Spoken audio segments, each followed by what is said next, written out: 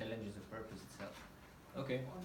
Yes, that's a great thought, great idea, because it reminds me of a story which will not be a life story, which I'm so happy that you all implemented in your messages, because it's so great, it adds to the message so much.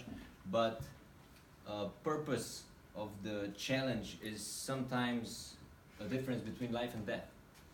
And the story which I was referring to was the one when you look at the cocoon of a group.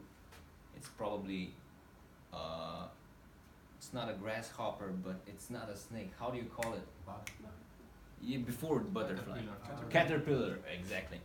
And when it evolves, it wraps itself in this little cocoon. And some children were looking at it at a science class, and they were like, okay, let's help this caterpillar slash butterfly to get out of the cocoon easier. And they broke the cocoon, and it came out, like, no problem. And it was out, and they were like breathless with magnificence. It was so nice, and they were like, oh, he shouldn't go through all this trouble to just get out when we can help him. It's not something we should bear. We should help them to have an easier way to life. Somewhat that earlier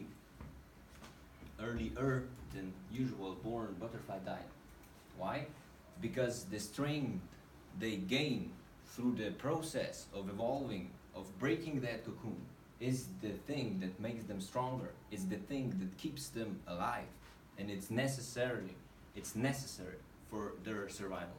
And so is with us. We need challenges because they help us grow. We need challenges to make us better, and we need challenges to step a notch higher. And that's why we're here.